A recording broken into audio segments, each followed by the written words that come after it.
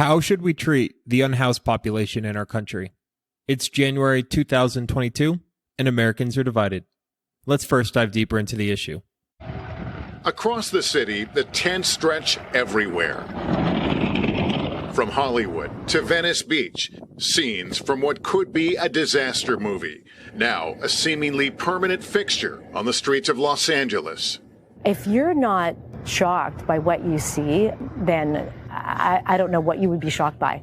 When COVID first hit, the city stopped large-scale cleanups at most encampments to keep the virus from spreading. That's when residents say things changed. People shooting up, urinating out in the open, vomiting. Officials here last counted more than 66,000 experiencing homelessness in January 2020. But that was before the pandemic struck, and hundreds of thousands of Angelenos lost their jobs. Since then, our partners on NBC LA's investigative team have captured these images showing a situation spiraling out of control. Trash spilling into traffic, tents taking over intersections, stretches of the iconic Venice boardwalk now resembling a refugee camp. It's a reality no one is comfortable with. My guest today is Theo Henderson, who lives in Los Angeles, California, and is currently a member of the Unhoused community. Born in Chicago, Theo earned a scholarship to a local private college and received his undergraduate degree in education. During the 2008 recession, he was working as a school teacher in southern Los Angeles until his own financial crisis hit. He lost his job, and health issues from diabetes saddled him with medical debt. After being evicted from his apartment in 2013, he first moved into his car until he could no longer afford to keep it. He's been unhoused ever since. As a result, Theo started We the Unhoused, a podcast that interviews, lifts the voices, and highlights the struggles of the unhoused community in Los Angeles and beyond. His work has been featured in media outlets like the BBC, Los Angeles Times, Vice, Curbed, and more. In this episode, we discuss why Theo advocates to use the term unhoused instead of homeless, if there's a correlation between being unhoused and abusing drugs, whether unhoused street sweeps across American cities are justified, the recommended approach to help an unhoused member you may encounter, and more. Whether you agree or disagree with today's guest, I invite you to join me with an open mind as we work to heal the division on the unhoused crisis in America today.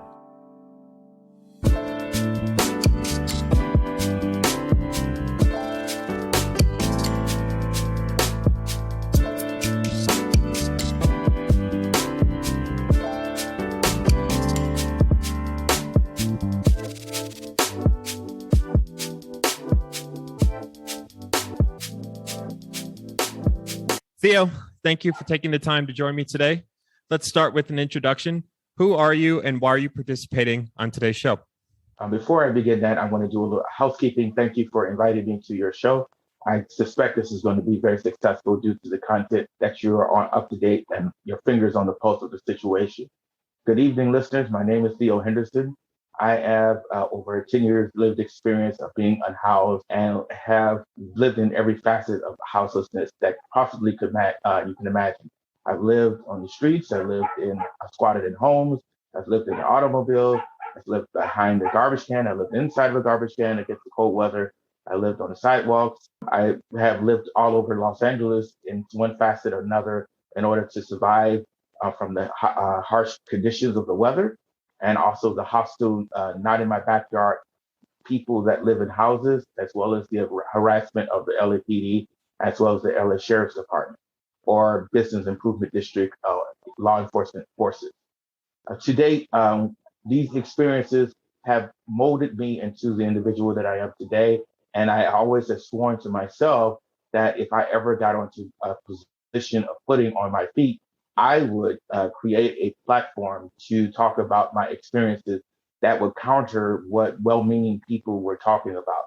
For starters, it started with my own friends who were stating some harmful conversations about me as well as other people in my condition. They were stating that we were mentally ill, we didn't want help, we like being out here. And it was always those same talking pieces. And without taking a deep dive into the issues of why people have given up on a hostile system, and also why it is equally difficult to get out of the system. Thus, when I created and talked about this, one of my well-meaning friends posted near me a shelter referral. And when I keep going and was explaining to them why shelters were not the solution because it's temporary and it was dangerous, the staffs were abusive, and it was a carceral solution, they didn't really understand that. They couldn't wrap their mind around it. So Weedy and House was born literally in a park where I would finish doing an episode similar to this, interview the guests. My guests were not what you would call top flight. We didn't have a big seat, desk, or I wasn't Johnny Carson. They were people like me. They were very good people, and they told me their experiences. And even though I had some background in being out there with them, I found my stories a little bit had some nuance, a little more flavor, a little more depth to it. And I had to do some digging as well, and some learning as well, and unlearning, because sometimes we can internalize the same hostility that people have against us to other groups that may not fit our mode of what houselessness is. So there you have it. This is a little bit of introduction to me. Weedy and House is on social media platforms. It's free for unhoused people on YouTube. I have auditory as well as the visual episodes where you can see some of them. The auditory offers for unhoused people that are a little bit reticent to be on camera, the domestic abuse of people that are domestic abuse or sexual assault, and those kind of dilemmas. I offer that because I found that they wanted to be talk about their experiences, but they also wanted to be safe. So I basically try to make sure all of my friends and all of my guests are safe in that field. Theo, you mentioned We the Unhoused, and I understand you're currently living in Los Angeles. Can you speak to why you decided to start We the Unhoused in the first place? And Yes. Secondly, your current living situation in the city of Los Angeles.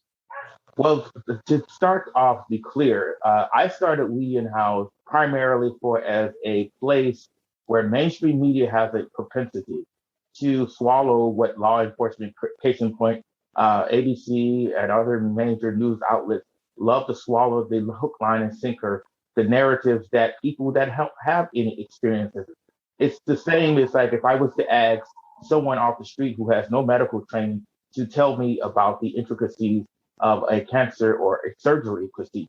They get these people, they feel that they are the solution or the saviors I can speak intelligently about the unhoused community, and they take their view and it becomes a mainstream brand. So I wanted to do it differently. I wanted to uplift the unhoused voices. They are the experts that are utilized, they either are exploited to make sure that it fits in some kind of campaign promise to criminalize them further or to uphold the stereotypes that are existing. What my podcast is a little bit different is because of the fact that I talk about from the perspective of unhoused people. And I've lived in various places in Los Angeles. And actually one of my episodes deals with a issue with the serial killer that was focusing on unhoused people. So from the beginning now, I'm in different places to be nearer where unhoused people are. I don't talk about where I am because I don't ask house people where they live because, again, no news reporter asks. I don't find out where they're housing. And so thus, I basically say I'm safe now, and I'm in a place where I can be able to be more mobile to be able to reach unhoused people where they are. Now, we're using the term unhoused. You're a firm believer in using the term unhoused instead of homelessness. Can you expand on why that is? Well, and I want to be clear too. There are other people in the community that push back against unhoused and want to stay homeless, and this issue is much more expansive. And so the first thing I want to say is I'm an unhoused Black man that has lived in various stages of unhoused. And earlier 1800s, they had used homeless as a pejorative. But being a person of color, it hits us differently because statements like those are always used negatively. So when I say unhoused, it's because it creates a sense of agency and what I want to be called. Now, some would push back and say, well, it's not going to change the feeling. They'll just adopt the term. Okay. But African Americans have a rich history of meeting the needs and delving and understanding that we can always evolve and which should evolve.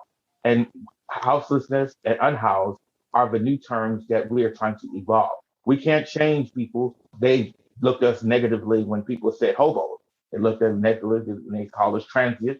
They call us vagrant, but it doesn't matter. It's a matter of what we want to be called. In order for the road of self-respect, we have to be comfortable in how we want to be identified. I can't tell members of the LGBT, well, they're just going to still call you the F word, no matter what terms you want to use. Theo, I understand from some previous research, you're a college graduate, you've been a teacher, you've fallen on some hard times. You mentioned yourself that being unhoused for many isn't a choice. To the extent that you're comfortable with, can you speak to your journey being unhoused? It's going to take a minute, so bear with me. My journey of being unhoused, it didn't like one day I walked out the street and just became unhoused. It was a cycle. And what for many unhoused people, this is a very similar thing. No, I didn't just one day just be born and say, I'm just going to look out in the park and just live in the park. That did not happen. I was employed like everyone else, and I had some medical emergencies that occurred that made it very difficult to recuperate because I didn't have a family structure to be able to recuperate. And then because we live in a capitalistic society, I couldn't, if I didn't generate enough income to support myself and the medical bills, as well as live in a place, there was going to have to be some competing factors. The first thing I had to compete with is I needed to survive. And I chose life instead of just worrying about paying rent. The second thing I needed to do in order to recuperate, I needed to eat. As you probably guessed, there was not enough money for rent to go in. Now, to be clear, there were people trying to help me out. I stayed with people. And unfortunately, our society looks down on people helping unhoused people or vulnerable people. Our society is not compassionate writ large. We consider ourselves compassionate, but we have means testing. That means we have to jump into some hoops in order for us to be deserving to get help. Eventually, there was well-meaning people. I bounced around the houses, stayed on the floor, stayed on the couches, all of the things that unhoused people do, until it got to a point where I felt I was overstaying the welcome, or it was causing some tensions with the landlord or the neighbors. And one of the vivid examples was where it was a very kind family that had let me stay with them. The neighbors were complaining about that, and so they let me sleep in their car. And even though I didn't live into their apartment complex, they complained to the point where they were going to evict those very people that were going to help me, were helping me. So I had to be thrust unceremoniously out on the street. So as these things have kept occurring, I eventually was scrounged up enough money to stay in hotels. I'm not talking about the Caesars, not talking about the 5-star, not talking about Beverly Hills, Wilson, talking about lower wage, bed bug infested or flea infested places in order to try to figure out what my next plan was. And one of the major issues was what was the next plan to be able to take care of myself, as well as try to stay in somewhere that was stable in order for me to find employment. These conversations, these questions looms in every unhoused person's life. So to that end, I found spotty work, but the work was not sufficient enough for me to be able to comfortably stay in a place because rent was I needed to pay by the day, or because I couldn't afford the week hotel rate, and that's expensive. And being poor it's a perfect example of how expensive it is.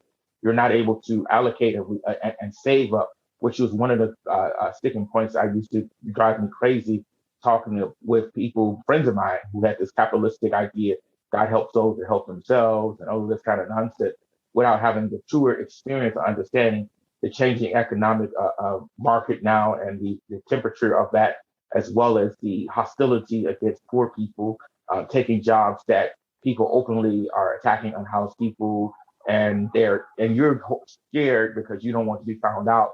So you have to juggle that stress. So it landed me into several different damaging kind of places.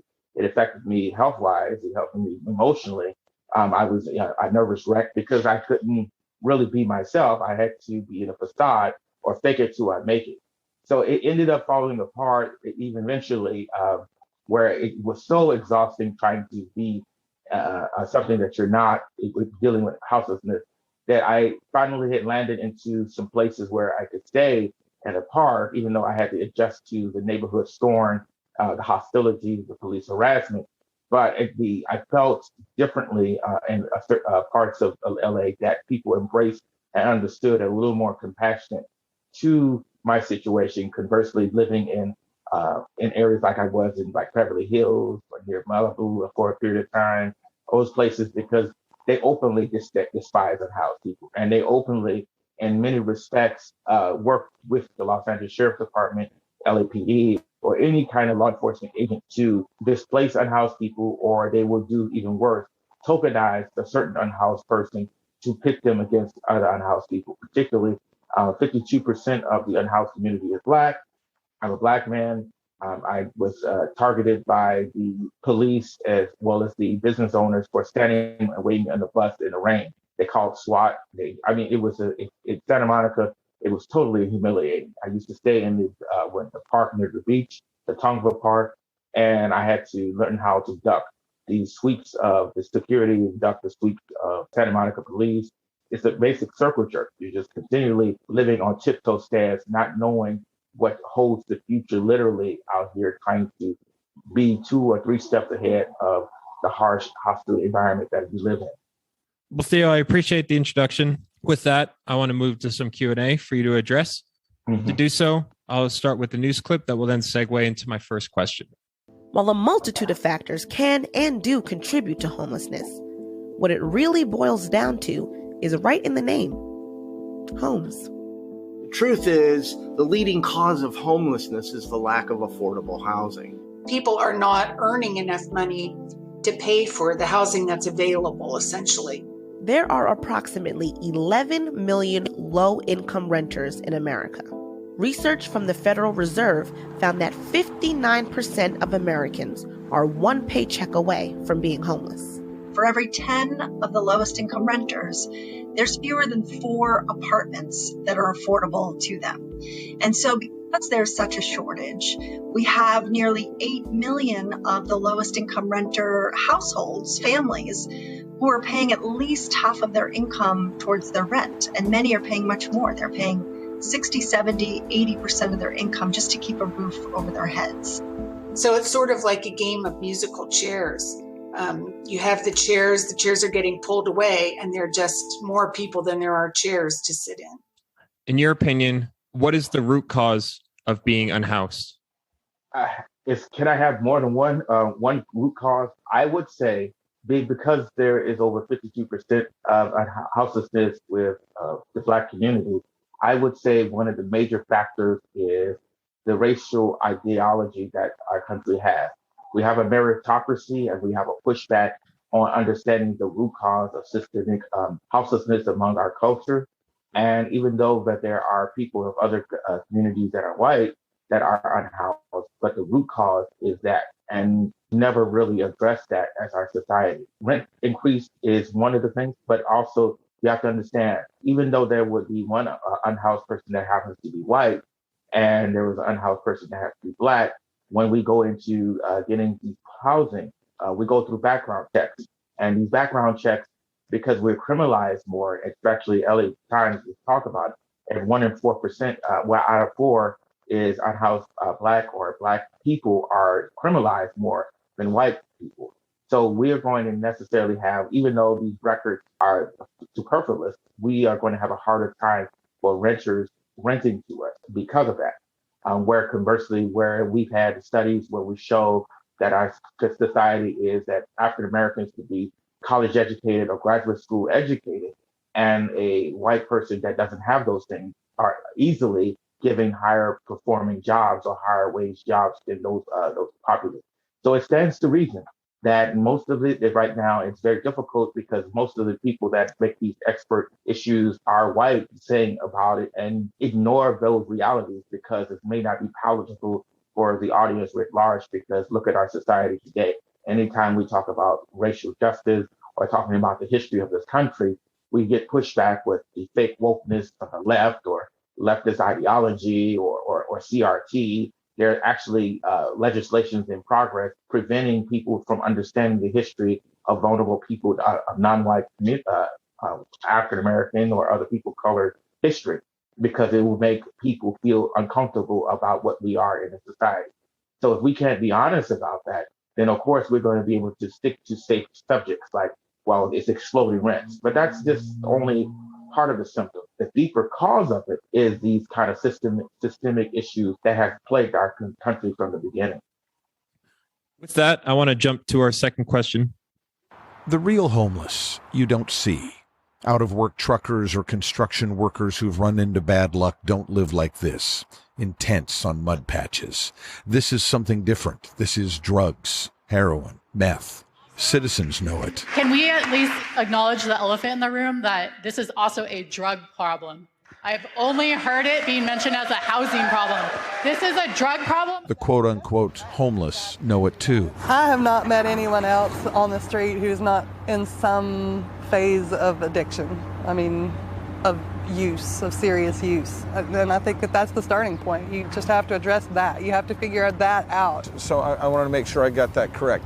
I would say 100% of the people that I have met out here are in some level of addiction. 100%. Yeah. Every single person. Every single person I've met out here. Is there a correlation between drug usage and the unhoused? You know, and I am not surprised. There is always will be people that are not informed, even in the unhoused community. I have done a podcast for over 2 years now, and I have investigated every facet of the houselessness. And for the record, I don't have a substance use issue. I don't have a mental malady. I had a medical issue. And it's very difficult for her to say that, where I've interviewed people dying of cancer and can barely move, and you can just sum them up as persons that have 100% of them are on substances.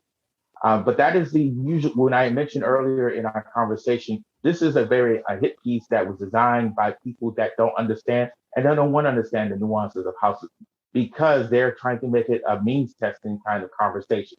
The ones that are really unhoused, you don't know, they're truckers. Yeah, I work security, but I wasn't on substances. But I also live out here with people that are working too, that are not on substances either. And we have to also be honest too. There's a lot of people that work that are in houses that are on substances and have mental maladies, and we offer them a little bit more grace because they have a building, even if they OD or have a mental episode. We definitely don't have that same pejorative kind of feeling when we deal with unhoused people that are dealing with it. Also, we have a disdain for people that don't fit into the cookie cutter.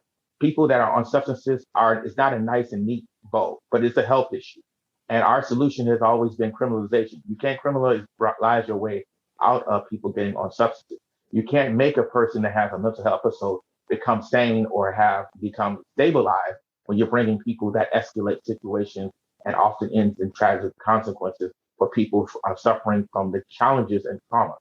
So let's get down to the root causes of why some of them are on there, and which is a smaller percent than 100%. It was actually maybe 25 to 27% last count by experts that have been out there interviewing unhoused people. And it makes it very difficult when I've made this conversation in other forums. It makes it very difficult when we have the antipathy of other unhoused groups that are vulnerable, that are being perpetuated by other unhoused people that are used to trot out when they're used criminalizing procedures, for example, like 4118, which is going on worldwide, actually citywide right now, demonizing unhoused people, vulnerable, that don't have any place to go, and they're offering carceral solutions. Either you take this carceral shelter or you go to jail. So that's where we are at right now. As a follow-up question to that, as unhoused, do you believe that access to drugs or other harmful substances becomes more easily accessible? One of the things that when I've investigated this, there is a higher accessibility of substances in the housed community. And the first thing that people use is to change or create the narrative that they're going to clean up the streets, is to use that very same issue. But no, it is not accessibility. You have, like anything else with houselessness, you have to work, and it's going to work harder, because when you're trying to get substances, you have to understand where the society feels about unhoused people. Even people that are on it, they know that they don't like unhoused people. So it stands to reason you understand that you can't go up to house people asking for it. So how are you going to get it? And if you're unhoused, you're not going to be living like Pablo Escobar, because you're living out on the streets. So where are you going to get it? You're going to get it from housed people, And housed people are going to have a system because they're not only supplying unhoused people, they must be supplying unhoused as well as housed as well. And housed also offers a bigger marketplace, so they can afford to give the dregs of the drug. So many of the unhoused that have these issues, they don't get the finer designer drugs like out in clubs. They get the low rent, or like, for example, with my health issues, I don't get the top billing on medication. I get the low rent of it. And to that end, that's the same thing what unhoused people do. But again, until we really tackle and be honest about substance usage in the housed communities, we're going to always have people trotting out the worst of unhoused people's challenges, which the root cause is trauma. I defy any of those same people that are running around saying that to tell me I could do an experiment, live out here for a year on the street and see how you survive, and then I have the change, have unhoused people demonize you. And I guarantee you, your conversation, your vantage point will really be hard, because most of the people that are housed, that trot those out there, are cowards. It's easy to punch down on someone vulnerable, but let them get out here in the dirt and do the hard work to survive 24 hours. They couldn't do it. Now, Theo, you're someone who's not only expressing your own opinion, but you're someone who has made a diligent effort to represent the opinions and experiences of others in the unhoused community. Is there something during your interviews that's taken you by surprise? Yes. The understanding of hearing people beginning to not wanting to talk about it because they think mainstream media has done such a terrific job of demonizing it, sending out narratives like that and not getting their stories and really listening to it. And when I first come up to them, it throws me off because I'm expecting some resistance. I always expect resistance because I have to explain myself to them, tell them what's going on. I'm always amazed by the texture of their experiences and the willingness to go further into talking about their experiences. And then I always walk away with my head scratching is, why is it that I can do this and other mainstream media are always having these horrible interviews with unhoused people, and they're always coddling law enforcement or people NIMBYs and understanding that's the major thing out of every time I interview. I can go, if you ever look at my podcast, my interviews are not rarely edited. It shows them showing from their transformation from them being shy until them talking expansively. And many of them do not have that experience or that opinion like the other unhoused person. I'm not saying that it doesn't exist, but most often than not, when you walk away listening to their story, you become much more educated and understanding and humanize people instead of working to try to find the challenges and shortcomings that we all have. To not be swayed by the opinion they've been giving from media, what do you recommend is the best approach for someone to learn more? The solution is, when I created We Unhoused, that was the solution. And I want to offer some caveats to that solution. When I first began this conversation about houselessness, those very same people were running in trying to dictate how to hear the story. Well, it's too long. Can you make it 5 minutes? Can you make it palatable for people? Because they're not going to sit anywhere. And I push back against that. When you're in someone's house, you don't tell them, can you not do this? You can't do that. Don't do this. Don't talk about that. This is their home. This is their story. No one can tell their story better than them.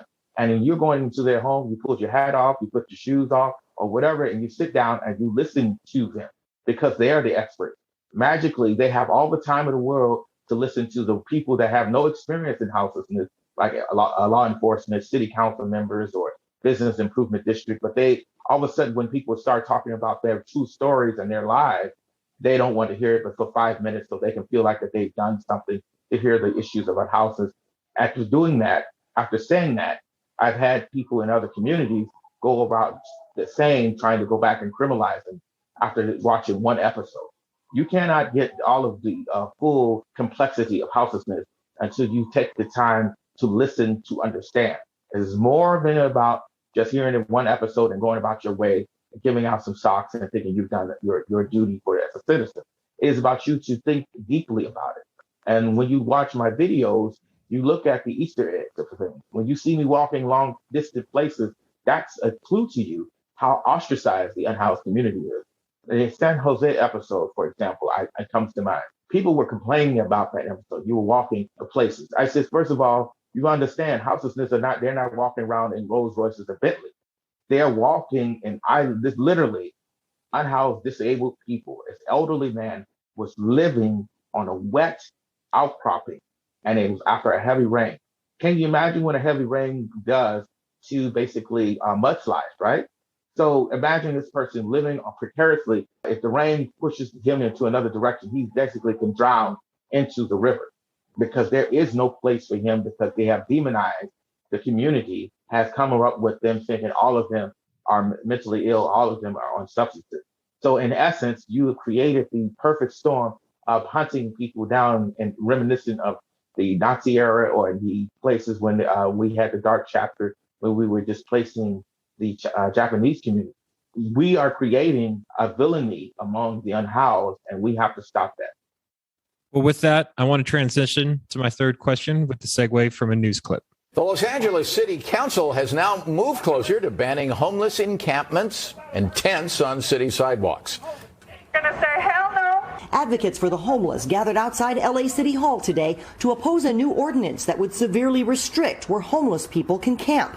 The measure will ban encampments from blocking the right-of-way on sidewalks and near doorways and keep them away from sensitive locations like schools, parks, shelters, and libraries. Homeless advocates say the ordinance criminalizes people for not having a home. We just have to stop saying anywhere but here. Unhoused folks are in our neighborhoods because we have failed policies for the last 5 decades plus. Inside City Hall, council members listened to dozens of calls from residents and business owners who support the ban. How many of your constituents have to be attacked or killed for you all to realize it's unsafe to allow the homeless to live on residential streets? 13 of the 15 council members support the ban, saying it does not criminalize homelessness because people on the street will first be offered housing before they're issued a misdemeanor citation. If you are offered shelter, you must either move in, move along, or face a consequence.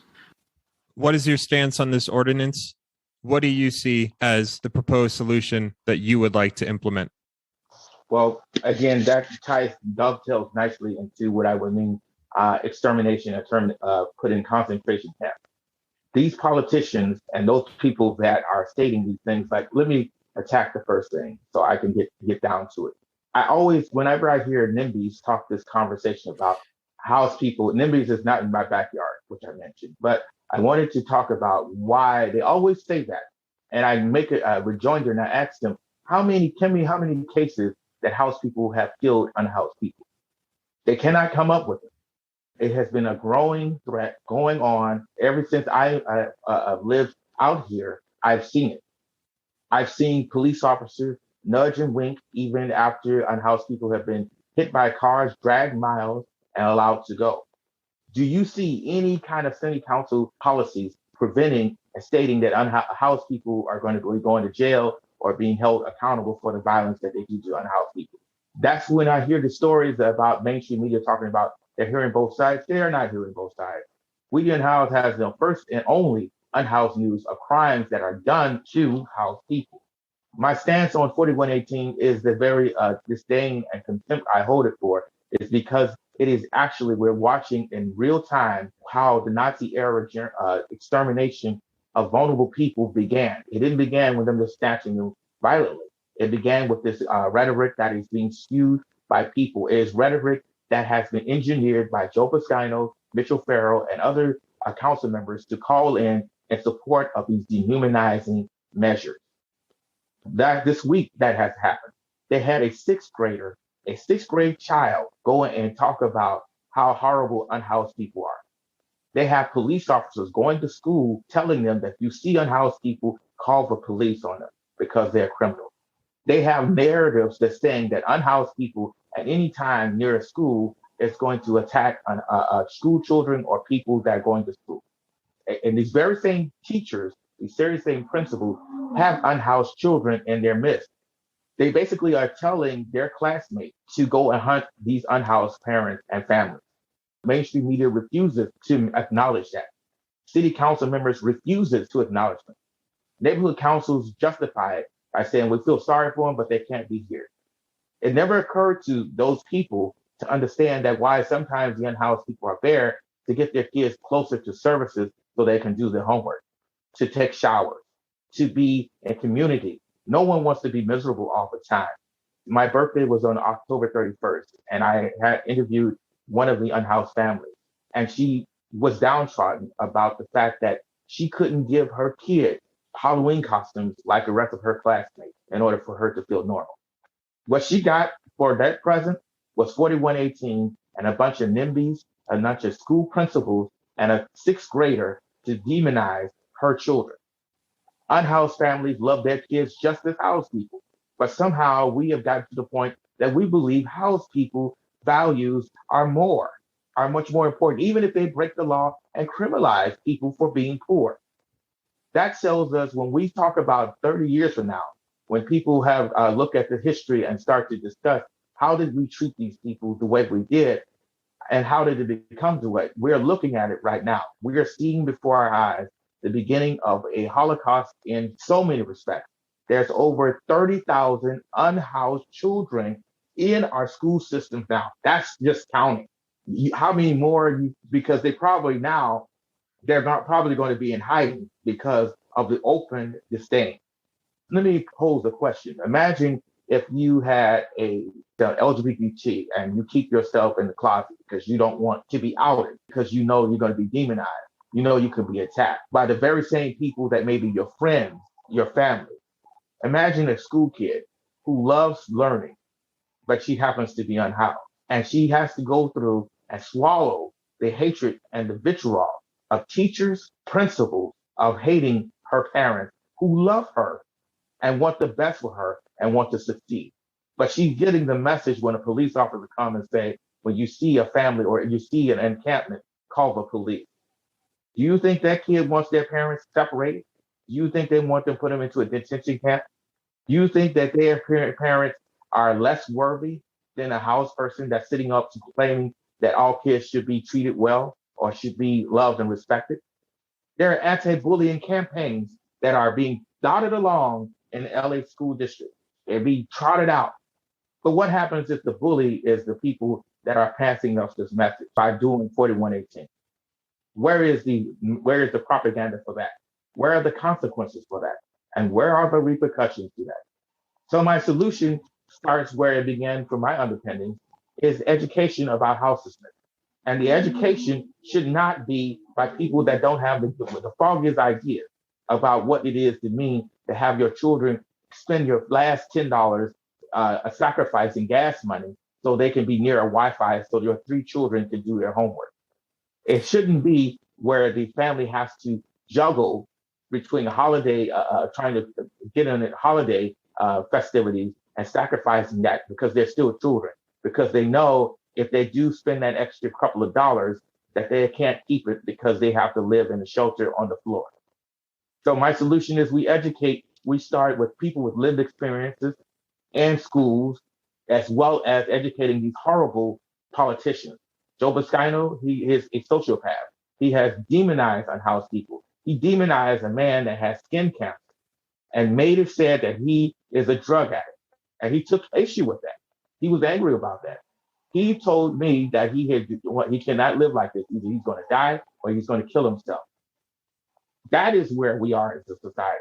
Many people in this holiday season, unhoused, are contemplating suicide. Even today, there was an unhoused man that tried to end his life. Last couple of years ago, I had a friend. She told me she couldn't take being unhoused. Houselessness is bad, but the demonization and the constant fear of something happening to her by those housed people who claim that unhoused people are going to attack them. How specifically do you think this education should be implemented? I think it should be age appropriate. And I think because of the fact of the matter is we should do it in a myriad of ways. The second grader knows about houselessness. I talk to them because they're living on the street. The sixth grader knows about houselessness. I talked to family kids who knows and was scared to tell me that they were unhoused, even though I was unhoused. You know why? Because she was afraid because they seen the backlash what I got. If it just becomes notable that you have a classmate that is unhoused, you know kids can be cruel, but their cruelty usually stems from parental direction. And I've seen the most evilest people who always claim that they work hard and all are parents. Housed parents are the most evilest people that most, not all, but most, because when it comes to houselessness, they have become an evil presence that have seeped into, and unhoused kids know that. And they cannot go and spend time with them or go to their house because they know if they found out, like one of my parents, they called the police to have their kids removed because this mother went to a truck station to get her children to get showered so she can look presentable. And they made it sound like she was sex trafficking her kids. But when the police came there and told her that it's not against the law to be poor and she's showering her kids to taking care of it, that didn't stop. The campaign continued. So it has to be an education thing. And it has to be, we have to hold these parents, these city council members and others accountable for the vitriol that they do and creating this environment. How would you suggest someone that wants to support can take direct action? I think I want to say solutions because there's not a cookie cutter solution. There's solutions. The first thing is to understand that if you want to help, and it's wonderful. That's the first step. The second thing is like, in order to be educated on it, you don't go off to war without the tools to be able to attack the war on the unhoused. You come in and gird yourself with knowledge on what it is exactly about houselessness. And that is turning off mainstream media. Because for all intents and purposes, they're the mouthpiece for city council members, law enforcement, and everyone else that despise their house. Because some of them, many people like Steve Lopez and others, they disdain the unhoused because they don't understand the unhoused, and they are stuck into this anachronistic ideas that it should be criminalized or locked away. So you should be starting one, We Unhoused, and also supporting We Unhoused financially so we can continue these kind of things. Because mainstream media has a major war chest to disseminate this information. I don't. I'm an independent journalist. I'm barely hanging on by people having a hard time putting $3 together to support me for a month. So that issue. The second issue is I do every Saturday is a power up. And a power up is basically a mutual aid apparatus. It's different than charity. It's meeting the needs of poor people in our community. Housed insecure, income insecure, and unhoused. And it's growing. And the reason it's growing is because we are still pushing for criminalization of poor people. And the housing insecure are afraid because they are income trapped and they can't afford food. So when we do the weekends, we help support them so they can stay in the place. The fixed income, they are paying rent, but they are afraid because they paid all of their rent, all of their fixed income to stay in the place, but they're starving. And that's the elderly population, which is growing in the unhoused community. And we don't talk about that. And I can assure you, I put her, the unhoused woman, and any other person to tell the 85-year-old person that the reason they're on there because they're on drugs. They probably would take issue with that. Or the ones that have health issues, Alzheimer's, dementia, or the other challenges that goes on with elderly, with the elderly, or even not, you don't have to be elderly. The third thing I would suggest is to start to volunteer. Go and look at what those horrible sweeps are. See how the NIMBYs are sitting up there cheering for the destruction of people's homes, laughing, picking, making fun, because the news media never covers those. They never laugh. They don't show the people eating while people's homes are being destroyed, that medication is being thrown away. They refuse to do that. They don't talk about when I was in Joe Boscano's district, where his activists, his office were openly laughing and joking why an unhoused person lost everything. And because he was upset about it and was trying to confront them, they, as cowards do, run to the LAPD to be able to support them, vilifying and demonizing this person that lost everything.